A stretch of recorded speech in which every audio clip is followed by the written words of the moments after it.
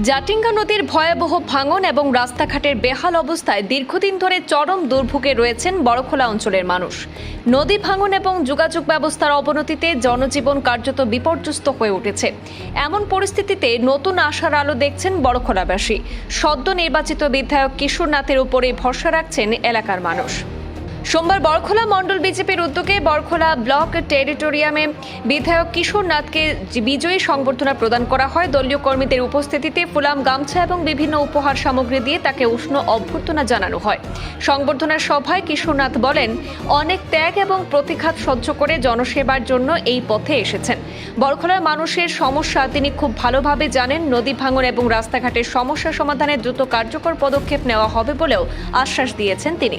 এই সময় তিনি অমরেন্দু দাসকে নিশানা করে বলেন, জনগণের ভালোবাসা পেয়েই তিনি বিপুল ভোটে জয়ী হয়েছেন। জনগণ সবকিছুর জবাব দিয়েছে। পাশাপাশি তিনি দাবি করেন, অতীতেও বড়খোলার মানুষের পাশে ছিলেন, ভবিষ্যতেও থাকবেন।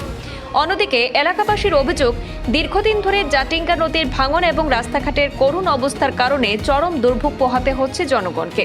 ভুক্তভোগীদের দাবি, আগের বিধায়কের আমলে এই অঞ্চলে উল্লেখযোগ্য উন্নয়ন হয়নি, তাই উন্নয়নের আশায় এবার কিশোর নাথকে বিপুল ভোটে জয়ী করেছেন বড়খোলাবাসী।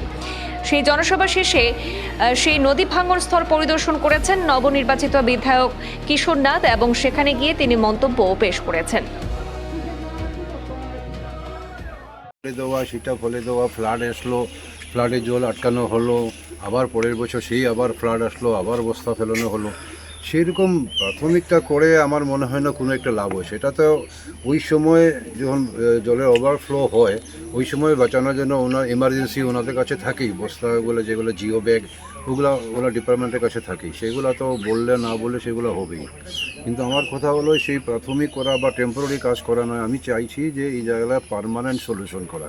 পার্মানেন্ট সলিউশন কীভাবে হয় সেটা নিয়ে চিন্তা করব। আর এখানে এই জায়গায় পার্টিকুলারলি এসএম দেখতে পাচ্ছি, এই জায়গাটা যদি আমরা প্রোটেকশন করতে পারি, তাহলে একটা জায়গা দুইটা জায়গা ঠিক হয়ে যাবে।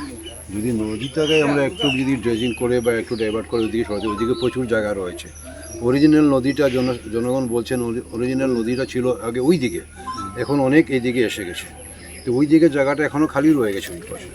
তো যদি অরিজিনাল জায়গা যদি এটা নেওয়া যায়, যদি ওইরকম কিছু সম্ভব হয়, সেটা টেকনিক্যাল ব্যাপার, ইঞ্জিনিয়ারদের সঙ্গে বসে আমরা আলাপ করে সেটা আমরা সিদ্ধান্ত নেব।